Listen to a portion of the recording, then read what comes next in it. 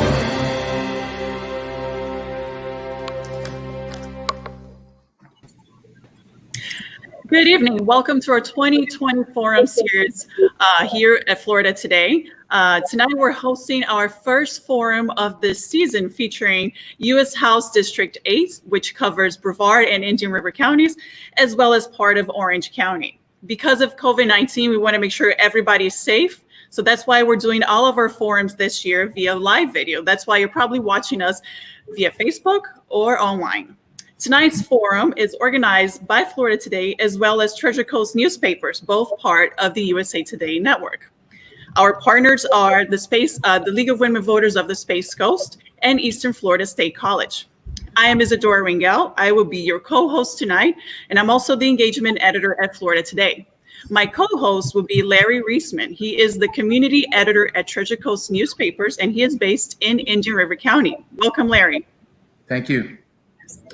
There are two Republicans running in the August 18th primary elections. They are Congressman Bill Posey and his opponent, Scott Caine. Welcome, gentlemen. And the winner of that primary will face Democrat Jim Kennedy in the November 3rd general elections. He's also present. Welcome. So the candidates will have each 1 minute to answer questions from me and Larry. They also get a 30-second rebuttal if their opponent brings them up. And now let's begin with our opening statements. And we're going to go with Congressman Posey first, and you have 1 minute, Congressman. Well, thank you for joining us this evening. I grew up in this district, met and married my wife here. This is where we decided to work and raise a family. Since you elected me to Congress, I've passed dozens of initiatives, mostly bipartisan, to create jobs necessary for a healthy society, keep America first in space, support our troops, law enforcement, and seniors, and of course, clean up our lagoon. I will continue to oppose open borders, reckless spending, congressional pay raises, and congressional perks. And I will continue to return my pay raise every year and make Congress more accountable and transparent for you. I'd like to share with you just for 1 minute verbatim what President Trump says about me. Congressman Bill Posey is a tremendous fighter for the great state of Florida. You have 10 seconds.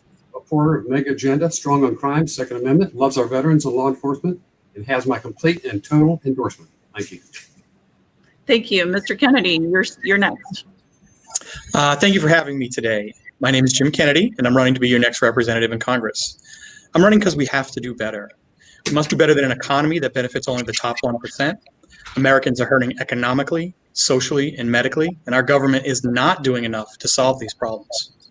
Our economy works better when everyone gets a fair shot, everyone pays their fair share, and everyone plays by the same rules. We must do better than a justice system that fails to treat all of our citizens equally. We have access to the sum total of human learning in our pockets, and we still have people who think the world is flat, vaccines are bad, that force is the only way to address an issue, and poverty could be solved if citizens just worked harder. My policies will guarantee that everyone who works hard and plays by the rules has the opportunity to live the American dream. My name is Jim Kennedy. I'm a veteran and a father and a scientist at the Space Coast, and I am ready to represent you in Congress because we can do better by working together. Thank you. Thank you, Mr. Caine. Thank you, Isadora, and thank you, the League of Women Voters, Eastern Florida State College, Florida Today, and the TC Palm for providing us the opportunity to speak directly to our fellow citizens. Folks, it's quite clear that we live in an unprecedented time. While our country faces many tough challenges, I believe one of our biggest threats is the attack of our foundational principles and values. We live in the greatest country on the planet and are guided by the greatest governing document ever written, the United States Constitution. Unfortunately, there are many people espousing ideas that run contrary to those thoughtfully portrayed by our founding fathers. Now is the wrong time to follow a tired path while loud, misguided voices tout the greatness of socialism. Now is the time for bold, new conservative voices with a proven record of leadership. Ladies and gentlemen, I am running for Congress because I developed a unique set of skills and experiences over my 30-year Air Force career that not only give me great understanding of many complex issues, but gives me the proven leadership needed to counter the socialist agenda threatened in our way of life. Thank you very much. Thank you, gentlemen. So I'm going to begin with our first question. Obviously, it is about the COVID-19 pandemic that's on the minds of many voters. But I want to hear from you. I want you to outline plans that you think the federal government should be putting in place to prepare for a potential second wave of COVID-19 infections. And Mr. Kennedy, you're going to go first this time. All right, well, thank you very much, Isadora. So the federal government has done a good job, a fair job so far with the CARES Act. It was a good relief, but going forward, we're definitely going to need much more of a recovery effort to be brought out by the Congress, Senate, and then eventually approved by the president. We need to get people back to work, and it needs to focus on the bottom first. It needs to focus on families, small business, and we need to close all these loopholes that we saw in the original CARES Act that sent billions of dollars to oversized corporations because there was no transparency from it. We're now looking at almost $500 billion being spent with no accountability, even though it was promised it would be in there. So with these closed loopholes and a relief act to get people to work, we definitely can get the economy, going back again and get people back to work. But we have to do it after it's safe. We cannot send people back to school, cannot send workers out there when there's no health care to back them up and save them. Thank you. Mr. Caine, you're next. Well, certainly this is a big challenge for our country right now. There are a lot of people that talk about, following the science when we go through this pandemic. I believe that the science is a little difficult to really follow right now because you hear something different from somebody different every day.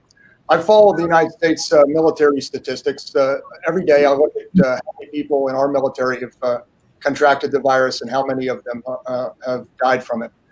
Currently, about 15,000 U.S. members of the United States military, and that's out of 1.5 million to 2 million members, have contracted or tested positive for the virus, and we have had 3 fatalities. What that tells me is that there is a group of people that really need to be back to work.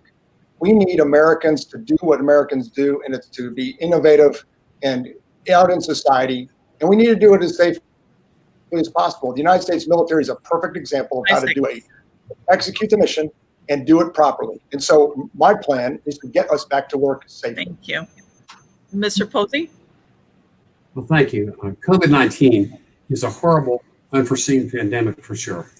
The greatest fear was our hospitals would be overwhelmed and there would be insufficient personnel and equipment to treat the sick. Fortunately, that has not happened yet. Congress has worked to minimize the financial impact negative on our citizens by passing the CARES Act, which I was happy to co-sponsor.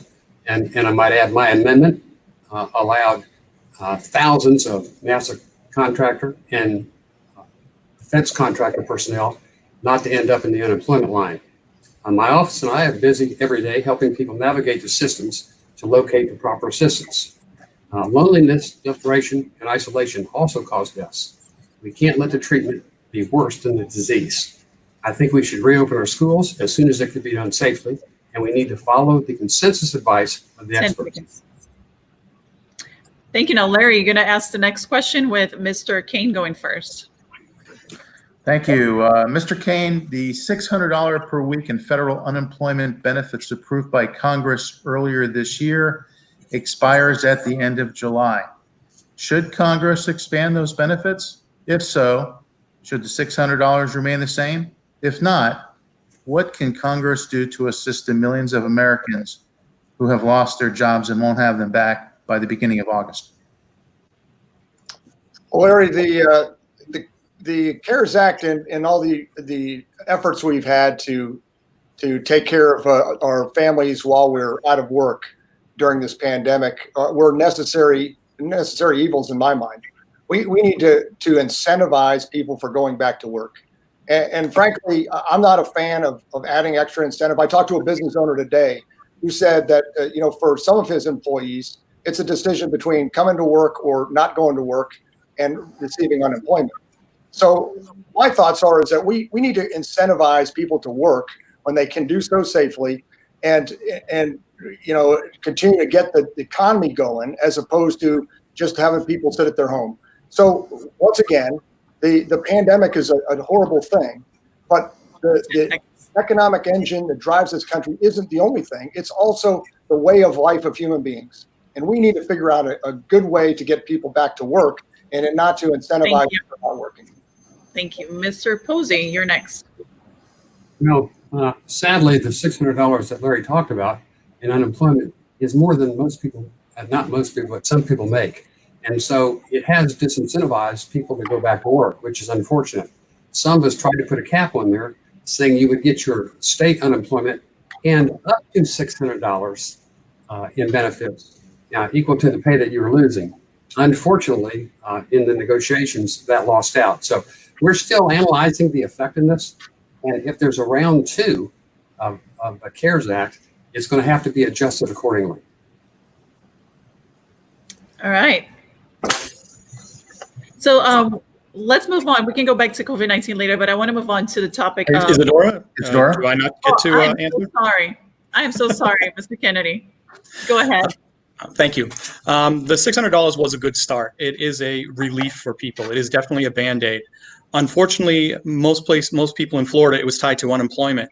And we saw what a calamity our state unemployment system has been for so many people that were put out of work. Rushing people back to work that don't have health care because they're minimum wage workers, they can't afford it, their company doesn't provide it, is just going to get more people killed. We know this. Every other developed country in the world that has universal health care or has given relief to their citizens has watched their COVID numbers down. For us, Florida is now the epicenter of the whole country and the whole world for COVID cases. I know Scott had mentioned about the military. They just had over 120 cases at Cherry Point just this last day. So getting people back to work and not giving them anything is crazy. I would support an extension of the $600 to keep people going until we actually have the virus under control instead of just running back. Thank you. Thank you. Now let's finally move on to our next question. And I want us to talk about police reform and race in America. Since the death of George Floyd, there have been different police reform proposals floated in Congress. Please name specific police reforms you support, if any. And Mr. Posey, you're going first. Okay. What happened to George Floyd was absolutely horrible. And the people responsible for that need to be, and they are being held responsible. Violent mobs are also unacceptable. And I've spoken on the House floor about that too. The vandals should be prosecuted. And if local governments refuse to restore order, then their federal funding needs to be cut off. I don't think our police officers are blatantly or systemically racist. I think most of them are honest men and women who are on the streets to protect us. But there are occasional bad apples, and we need to weed them out and get rid of the bad ones. I support the senator from South Carolina, Tim Scott, who has an idea to better document and track abusers. Thank you. Mr. Kennedy, you're going next. Thank you. I know this is obviously leading to that everybody's calling the defund the police, which is just a misnomer. It's not right. What we need to do is better fund the police correctly. We ask our police officers, our frontline patrolmen, to be mental health experts, to be drug addiction counselors, to be marriage counselors, and they're not fully qualified to do that in all these situations. So we need to get them the training. We need to have better people on shift, more senior people that can start responding to these different incidents that aren't just a straight criminal incident that these people are going through. So with that, I'd like to see more training.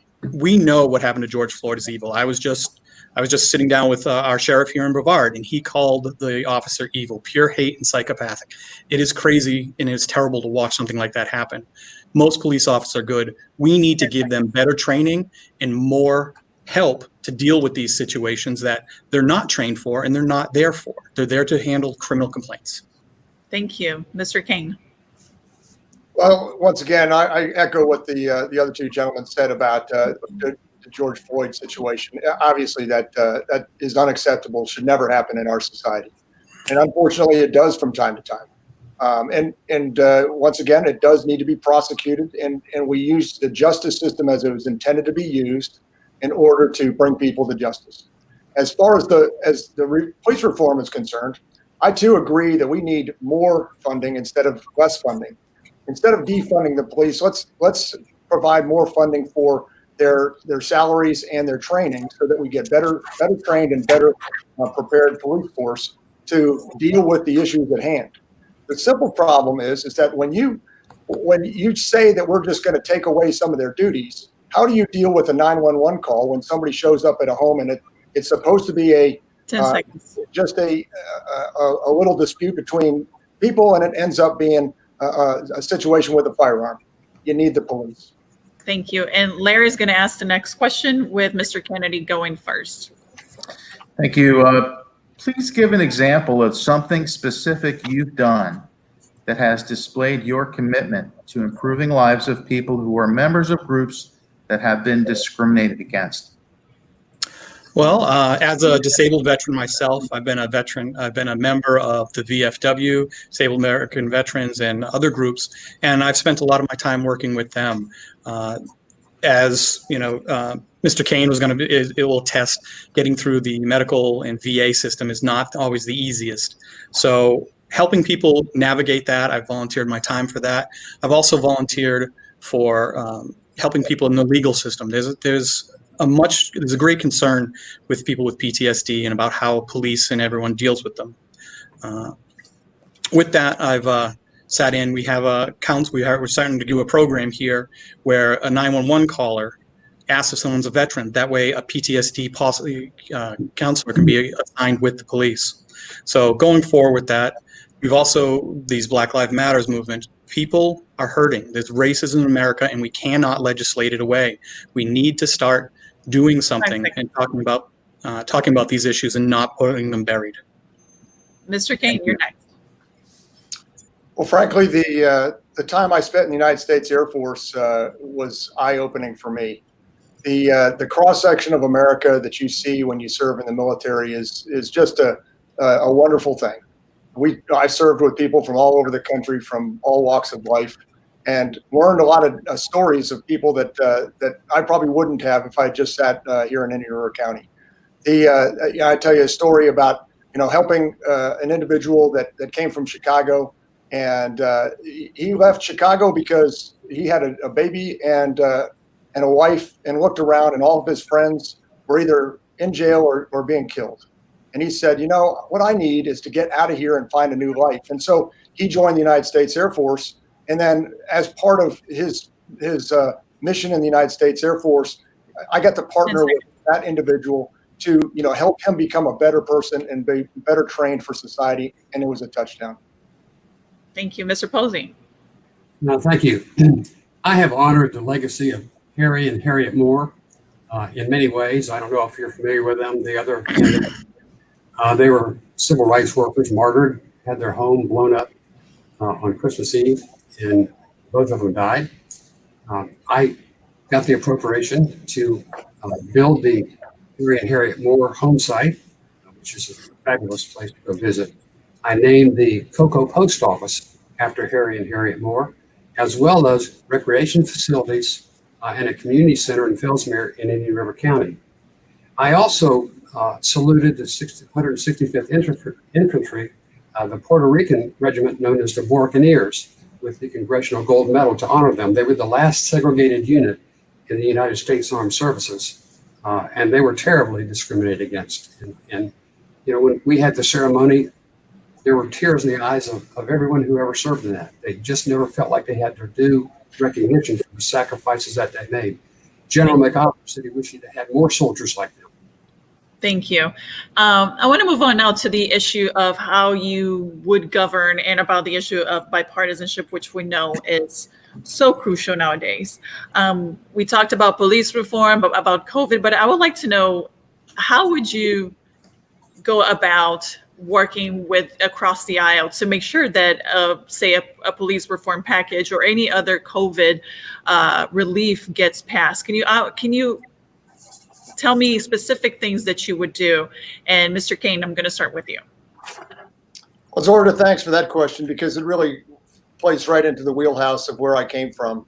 A lot of people have a misconception about the United States military. They think that it's, kind of my way or the highway when you're a senior officer. But frankly, the way the military functions so well is that people in the military work very well together to solve problems. I have a saying that I stole from a friend of mine that says, we need people who solve problems, not admire problems. And so the strategy that I'll use is that instead of calling people names, I'm going to go to Washington, D.C., and I will reach across the aisle and find things that are common ground that we can actually agree upon. And instead of calling somebody, a name when it's all done, put your arm around them and say, hey, you're a brother or a sister, and we got something done together. But it's really about the strategy of believing you can solve a problem as opposed to the strategy of thinking that, well, we have too many differences. So solving problems is part of the answer, and it's by working together. Mr. Posey? I have an incredible history of being able to work across the aisle. John McCarthy of your paper wrote an article one time, and it had quotes from some of the other people across the aisle. And the minority leader, Steve Geller, said, Posey's a rock red conservative, all right, but when we're looking for somebody to work with across the aisle, he's the first guy that we go to. That should be in your somewhere. I've co-sponsored legislation with Debbie Wasserman Schultz when she was chairman of the DEC, and it was her job to take me out. Gregory Meeks, Sheila Jackson Lee, Derek Kilmer, Al Lawson, Susan Bonamici, Charlie Crist. I mean, the list can go on and on. I just have a reputation for doing that. I'm empathetic to them. They appreciate me. I've co-sponsored stuff with them as they co-sponsor my stuff. It really helped them when we were a minority, and it really helps me now when I'm in a minority. Thank you. Mr. Kennedy. Well, as a scientist and an engineer, this is what I've been doing my whole life. Nobody exists in a vacuum. You have to work. At the Kennedy Space Center, I work with mechanical, civil, chemical engineers. We always are bouncing ideas off each other, and everyone comes at it with a different perspective. As I said, I'm reaching out to everyone in our district, everyone in Indian River, everyone in Brevard. Door is always open. I want to hear what the people of our area want to know is going on. In Congress, I will continue to do that. I will continue to reach across the aisle because as a moderate, I'm very much in the middle. I believe we do need to move forward, but I need to move forward in smart, scientific ways. We need to listen to the experts on specific issues and not just go with, who's giving us the biggest campaign donation. I will move forward. I will talk, and I will be more than happy to work with any caucus, especially like the Estuary Caucus, to clean up our waters. Thank you. And Larry, you have the next question, and Mr. Posey is going first. Thank you. Congressman Posey, when was the last time you changed your mind on a political issue? Please explain when and what it was and how it came to be. Larry, I can't think of the last time I changed my mind on a political issue. That's really not how I prepare for debate. I wasn't really ready for that question, but my mind has been changed oftentimes, and it's often done through amendments. Something that might seem not very good for you now, you can file an amendment to it, and you can make it tasteful, and so change your mind about the entire bill. I've almost lived by the amendatory process, since it's so hard to get bills passed. They do pass a few hundred bills out of thousands and thousands of them a year. So often, I will wrap my bills into a larger bill and get them passed in that way. Sometimes there's a bill that you don't like, and you can file an amendment and take the poison pill out of it, or the bad part out of it. And I've done that multiple times. I just, can't grab one out of the air for you right now. Thank you. Mr. Kennedy. This is a very easy one for me. Not too long ago, just a few years ago, I was of the impression, that the healthcare, the insurance system we have in the United States is good. I was working, we'll go from there. I was laid off, as a lot of people are, and COBRA was going to be about $3,000 for 3 weeks of coverage between when I started one job and the next. During that time, I was lucky enough to take my motorcycle and crash it, and I had no healthcare coverage. I was in a wheelchair for a while, hospital for a while, and then rehab. So seeing that and seeing how close people are to issues drove me to start this whole process. Now seeing the COVID crisis come around, where there are so many people, we had to fight to get the insurance to cover everything. We're going to have to fight to do this. I started at a universal, just if you got it, you get it, use the Obamacare, make it more transparent. Now I'm seeing that we need a universal option for everyone, whether they're working or not, whether they're employed or not. We need something for everyone out there. Mr. Caine? Thank you. Well, the last thing that I changed my mind on that was a big issue in our government is term limits. I used to believe that our system was built to allow turnover and that it would naturally occur. But watching what does occur in Washington, D.C. is that term limits actually don't, we need term limits to get the turnover we need. From my time in the United States Air Force, when I took command of a fighter squadron, it was a 2-year event. I knew when I was going to start, I knew when I was going to end, and I knew what I needed to accomplish in that 2 years. So I got it done. And I knew who was going to, the people I was trying to train to replace me. And the beauty of that system is that you're always trying to get the people below you better trained so that they can do the job that you're about to lead. I believe, if you have term limits of 12 years in Congress, in 12 years, people are going to, as you get close to the end, you're going to be bringing up the younger congressman to be your replacement, and I think it makes their country much more. Thank you. And speaking of accomplishing things, my question is along those lines. What single thing do you want to have accomplished by the end of a full 2-year term? And Mr. Kennedy, you're going first. I would like to see a comprehensive health care reform across our country. The Affordable Care Act, it brought transparency to the insurance system because we don't have a healthcare system here in the United States. We have an insurance system. People need to not be worried about how they're going to get treated. They can't go back to work if they know they're going to die. And the cost of it is just overwhelming for some people, especially with such a low minimum wage as we do here in Florida. So in the first 2 years, I would like to see a strengthening of the Affordable Care Act, where there's a public option for everyone to get on it, whether it's if they're unemployed or whether their work is too small to offer it, to where they can actually live a life healthy, because we know that healthy workers are going to work better. They're going to be a more productive economy. So why not take care of the people right at the start and focus on that? Thank you. Mr. Caine, you're next. Well, there are a lot of challenges we have out in front of us right now. The most important challenge I think we face is a rising China. I spent a lot of my adult life studying China and the threat that they present to us. I think that we need to have legislation in place that's going to help America rebuild its manufacturing base and to push off the threat of Chinese intervention in our country. The biggest thing that they're about to do is 5G, and we need to get 5G under control in the United States of America so we can lead the way in 5G. Because if we don't, then we are going to fall behind China with all of our friends and allies across the planet, and they will be connected to China instead of connected to the United States. So we need to very, very rapidly get manufacturing back in the United States with a focus on 5G so that we are the leader in telecommunications and China is not. Thank you. And the question again is, what would you like to get accomplished by the end of your 2-year term? Mr. Posey, you're next. Well, as you know, I've been about transparency. I passed a 72-hour rule, which required Congress to have publicly available legislation before you were required to vote on it for 72 hours. I've also passed a rule that requires them to print it in a way that you can actually understand it. It's really simple. I'd like to see that come to fruition. It's in the rules. They just haven't complied with it yet. I'd also like to see a balanced budget, and that would involve perhaps even using accounting ABDA, the activity-based total accountability that I wrote the book about, and makes agencies account for what they actually accomplish, not just how much money they spend.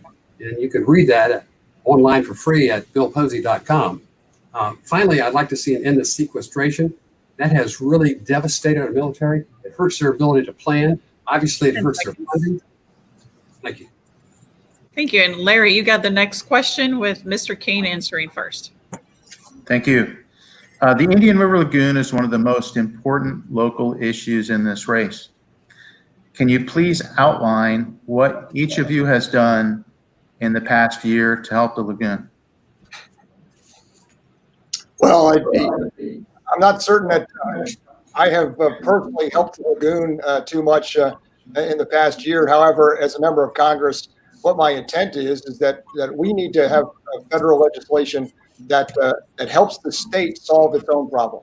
I believe that the state understands better how to take care of its waterways, and our waterways are our natural resource. So what we need is to help the state from the federal level take care of all of our water across the state, but specifically the Indian River Lagoon for us, because it's our bread and butter that we live by. And that really goes to my desire to get the federal government out of the state business and help provide them the necessary funds to accomplish what they need, and then allow the state to do what it does best. Thank you. Mr. Posey, you're next. Wow, I don't know how much time we're going to have, but you know, we have 28 estuaries. They all have the same issues. That's why I founded the Estuary Caucus with 38 members of Congress, as we have power in numbers, and over 80 to 100 members of staff participating in it, being educated on the needs. I restored the National Estuary Program after OMB zeroed it out. I restored funding for the Prescott Marine Mammal Research and Rescue Program after OMB zeroed it out. And actually, the estuary funding program, I actually got us an increase in that after I got the funding restored. I passed the Harmful Algal Bloom and Hypoxia Research Control Act. I created the Estuary Urgent Needs Priority Act program, which gives grants for estuaries with critical needs like ours. I got funding, or actually I got them in the program, the FUDS program, the FUDS and the PFAS program, by contacting the EPA administrator and the Corps of Engineers to protect the groundwater on our beaches. Thank you. Mr. Kennedy. Personally, as you asked, I personally have worked beach cleanups, Indian River Lagoon cleanups, because I know, as a scientist, I know the Indian River Lagoon is one of our greatest treasures in this area. As Congressman Posey mentioned, the Estuaries Caucus was a great start. They need to go forward. It's been together for quite a few years, but people consistently vote to weaken the Clean Water Act in Congress. So we need to turn that around. We've self-taxed ourselves here in this district to take care of and start the cleanup. We need to get more muck out. We need to stop putting bad muck in. We know it's biosolids that are the bad thing in, and yet we still, allow corporations to dump them and let them trickle into our waterways. So going forward, what I've done for the Indian River Lagoon is very, small because it's a personal, but going forward as a congressman, I would definitely have a lot more to say. I would support the Clean Water Act, support the EPA, reinforce them, and go from there. Thank you. My next question is also about the environment, and that is, do you believe that climate is changing and that humans are the primary driver of this change? And also, what is your plan to address these impacts at the federal level? And Mr. Posey, you're going first. Okay. As you probably already know, I'm a member of the Climate Change Caucus. America has led the world in reducing emissions since 2003. The problem that we have is China and other countries have not done their part. I formed a bipartisan estuary caucus that got left out of the last discussion, and passed bipartisan law creating competitive grants that will help clean up our local environment. I focus a lot on local environment because that's what we have the most control about. And just to clarify, do you believe that climate change is caused by human activity? Just to clarify. I believe human activity has a role in it. Nobody's been able to pinpoint exactly how much of a role human activity has in it, but yes, clearly I think humans have a role in it. Thank you. And Mr. Kennedy, you're going next. Well, as a scientist, we know that climate change is massively affected by humans. We saw this in the 70s with the airborne lead from leaded fuels. We got rid of it. It was easy to measure to see that change. The volatile organic compounds are what creates ozone. We know all these things. This is known facts. Going forward, for climate change, we have to do better. We, at the Space Coast, the Kennedy Space Center, they've already instituted a project to have the dunes raised. They've raised them about 10 to 15 feet, I'd say, to protect the infrastructure that they have there that's been taking us to space for 50 years. So trying to deny it or move it on is just silly. So going forward, we need to do more. We'd start with green initiatives. We'd start with carbon reclamation. We'd start with photovoltaics, wind, solar. All these different things are ways to help the environment. Leaving the Paris Peace Accords was a wrong move.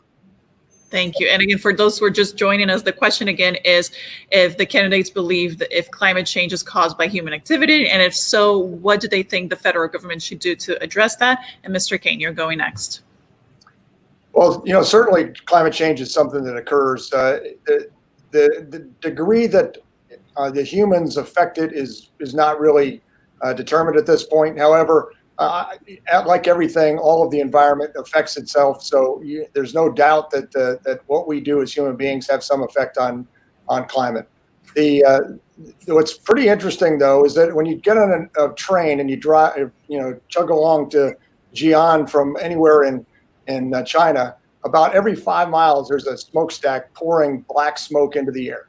And so what it tells me is that while we have been leading the world with climate change here or with environmental issues in the United States of America, we need to put a bigger sledgehammer to what the Chinese are doing and hold them accountable for their actions as well. So, while we did get out of the climate accord, it was because China's not being held accountable, and we need to hold them that way.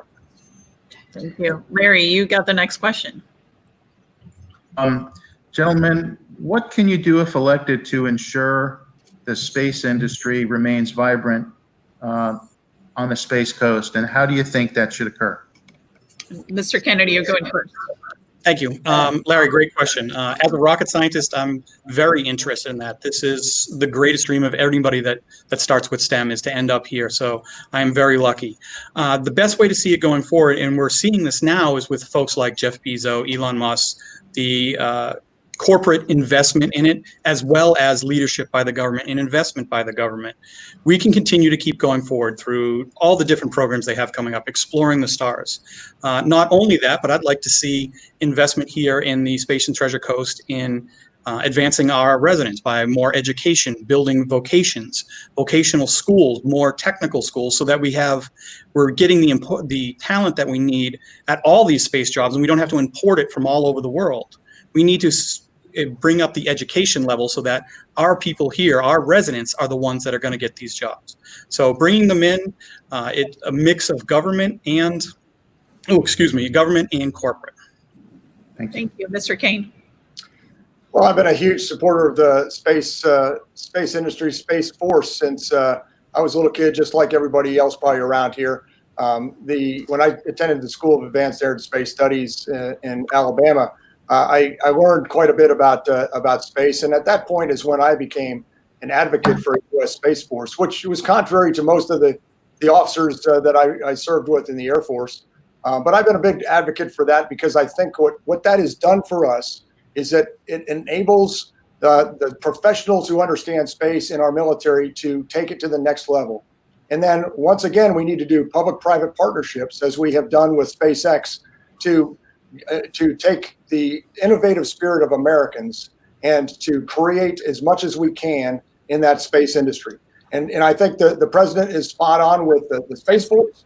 And I think that the SpaceX is a great example of how we work together between the public and the private to make the space something we lead in once again.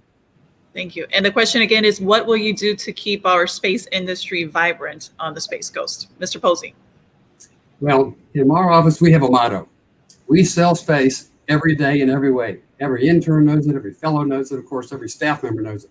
Congressman Babler from Texas, our lead Republican on the Space Committee, says he knows of no greater and more effective advocate for space than Bill Posey. I founded Space Advocates, which has 40 to 80 staff participants to help spread the word and educate members. We have great, interesting experts come in and speak to them about space, and they spread the word. I passed the Commercial Space Support Vehicle Act. I passed the Commercial Race for Space Act. I passed the Space Resource Exploration and Utilization Act, which was the first space law in history. I got the Apollo 50th anniversary commemorative point passed, which gave $2.6 million non-taxpayer money, voluntarily paid by coin collectors, to the Astronaut Memorial Foundation, to the Astronaut Scholarship Foundation, $5 million to the Smithsonian Institute Air and Space, helped push for record high funding for commercial crew and KSC ground systems. The KSC, we do the ground systems, no ground systems. We'll move on to the next topic. I'm sure you're going to have a lot to say about this one as well, Mr. Posey. And the next topic is immigration. What, if any, steps should Congress take to reform current immigration policies? And should that allow a pathway to citizenship for immigrants who are in the country undocumented? And the first one to go is Mr. Caine on immigration reform. Well, immigration reform is something that we've been talking about solving for a very long time. First and foremost, in order to get our arms around immigration reform, we have to know who's in the country illegally. And we need to make sure that the people that get here do it through an illegal process. So, but let's make sure that we have a wall built so that we can secure our southern border. And then let's look at how we take care of the people that are already here. Now, there are certainly opportunities for some people that are here, the dreamers, the DACA folks, to look at opportunities there to see if indeed there are some of those that should be able to stay. But frankly, what we really need to do is to ensure that we've got a system in place that allows people to come here legally under a merit-based system and not a family-based system, and then adjudicate those that are here illegally and push them back to where they came from. Thank you. Mr. Posey, you're next on immigration reform. Thank you. I have been to the border, personally to the border. I went to the Nogales border. I've seen the drug running. I've seen the gun running. I've seen the gangs come through. I've seen the human trafficking that's allowed by having a porous border. And of course, I voted to secure the border, and I support full funding of the border. I've co-sponsored legislation to end the separation policy, that is to increase housing and immigration judges to alleviate that particular problem we're having there. I've introduced a bill to end the dangerous visa lottery system, where people come into our country unvetted and commit crimes, have been responsible for murdering Americans. We must gain operational control over our southern border, and then I will be open to discussing pathways to citizenship, which I am not opposed to. We just need to get operational control of the border, or we'll just make the matter worse. 10 seconds. Mr. Kennedy, you're next. Thank you. As the two gentlemen before me have said, I approve a pathway to citizenship. There should be a way to go forward. The Supreme Court has recently ruled that DACA needs to go forward. Denying these people and putting these kids in cages is not the way to do it. My opponent also said that he's been down to the border, which he probably has. I don't doubt that. There's very little wall there, and the wall that has been put up was built by taking money from military families, which I am vehemently against. The other thing is the fact that most illegal immigrants don't come through the Mexican border. They come through our airports. They overstay on visas. The percentage of illegal immigration that enters in America simply through that one border that everybody likes to put and scream, put up a wall, is minor compared to where it's coming from other places. So I would rather see a more comprehensive approach, a better visa system, and a better pathway for citizenship for people that are already here. Thank you. Larry, you got the next question. And Mr. Posey is going first answering. You're muted, Larry. Sorry about that. We're going to stick with immigration here, but I'd like you to be very specific for a second. Passing immigration reform would require bipartisan support, some compromise here, perhaps, for each of you. Please name specific reforms that you and the opposite party can reach a compromise on. Well, Larry, we haven't even started the discussion yet. Well, we have had some discussions about it. And before they did the last immigration reform, they funded closing the border. They funded putting up a wall. They funded operational control of the border. But guess what? They never did it. So although they solved the problem 2 decades ago, here we are back with the problem even worse. So I think before I agree to anything to reform immigration, I want operational control over the border this time. We got ripped off last time. If they'd have done it last time, we would not have the problem we have now. But I think the first step, before I'm going to negotiate on this stuff, is that we get operational control of the border again so we don't get tricked again. Mr. Kennedy. Thank you. As I said in my last statement, the border with Mexico is not our major issue.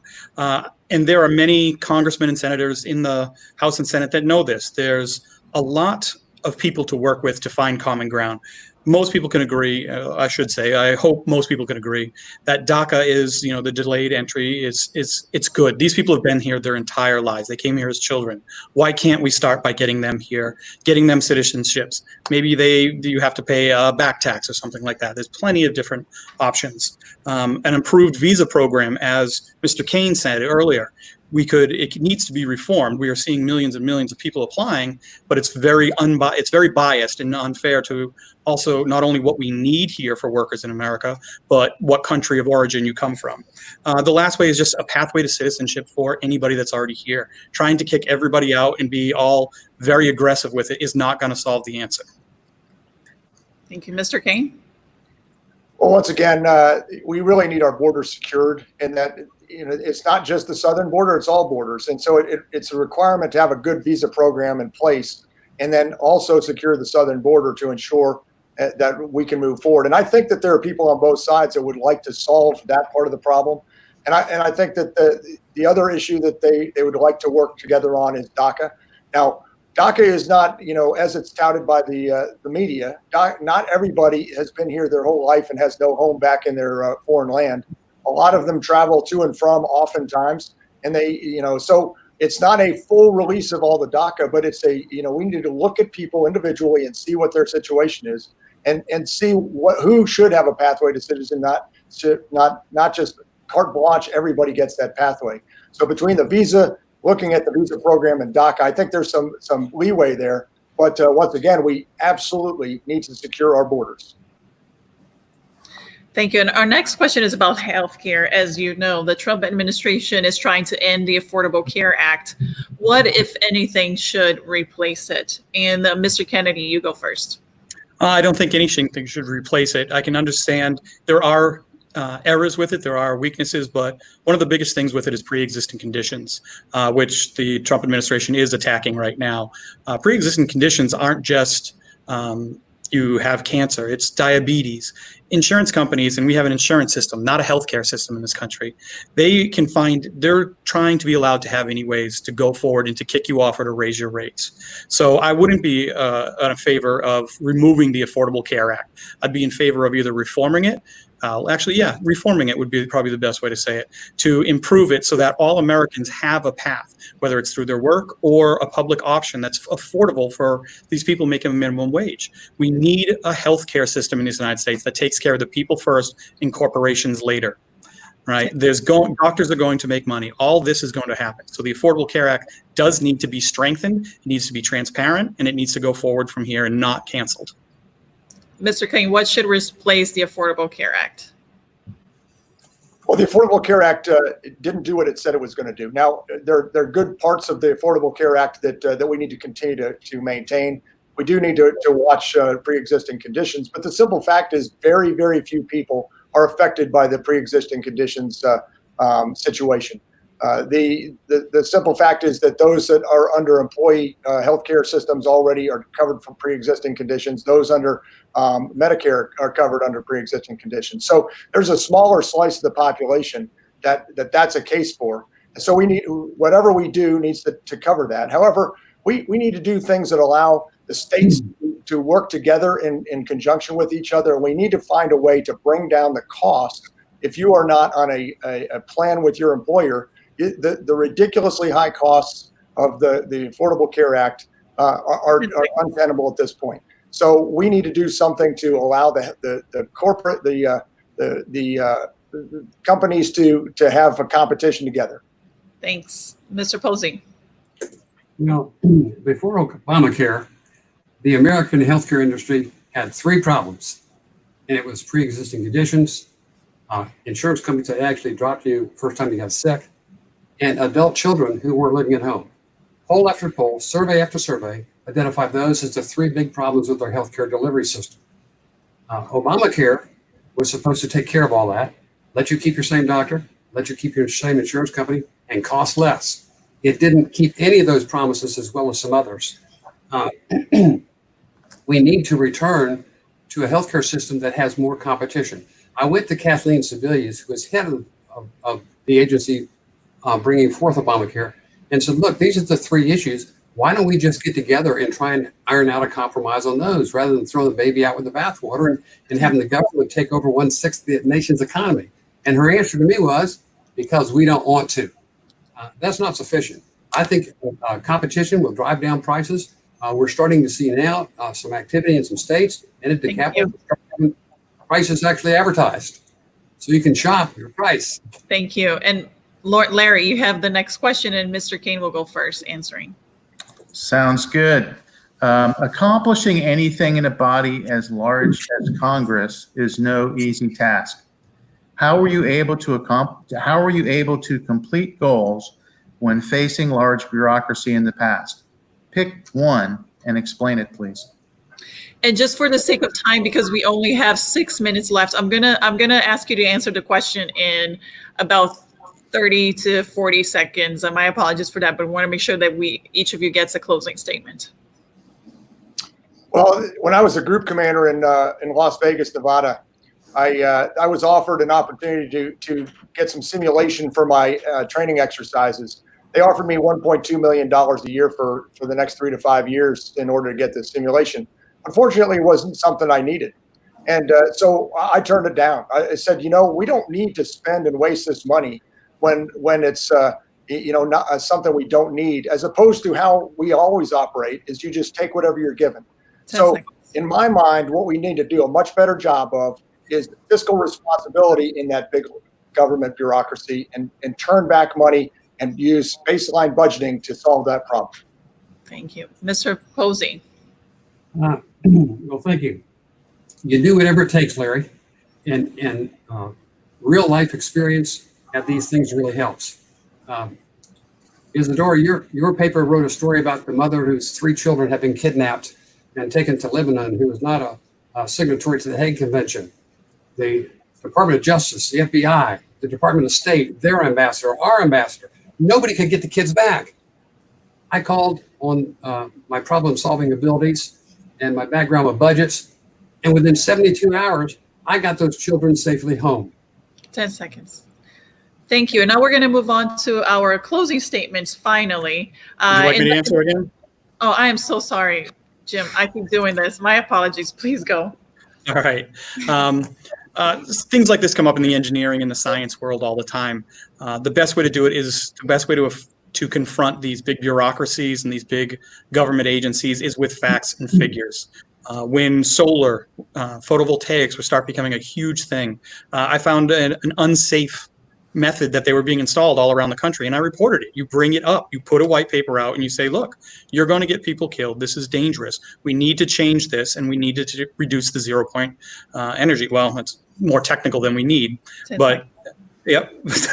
Excuse me. But going forward, facts and figures, not opinions, are what needs to be addressed.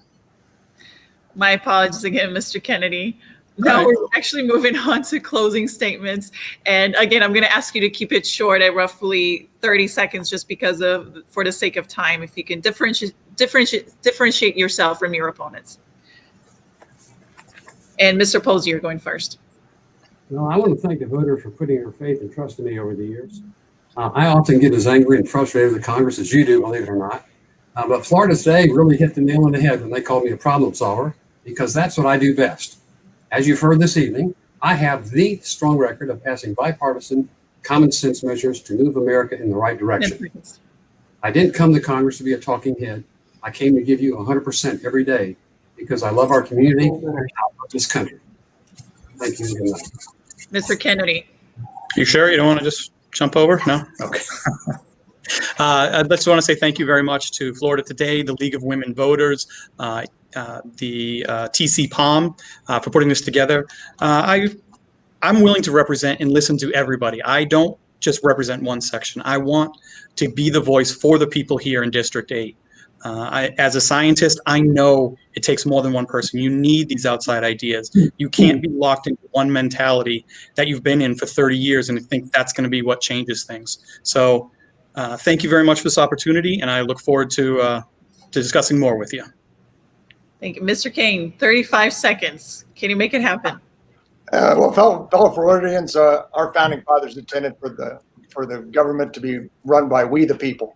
They wanted us to rotate people through the government as proven leaders from different spectrums of society, not just by holding on to professional career politicians. When we turn over our government with new ideas and new leadership, we make our country stronger. I feel led to continue serving in a different capacity with a set of skills and experiences that match our district and our times. Go to CaineForCongress.com and learn about me. Thanks a lot. You have a great night. Thank you all the candidates for joining it, as well as Larry, my co-host, the League of Women Voters of the Space Coast and Eastern Florida State College. Thank you all for watching us. And again, thank you all, gentlemen, for being here with me tonight virtually. Thank you very much. Thank you. Pleasure. Thank you for hosting. Colonel, Congressman, thank you very much. Larry?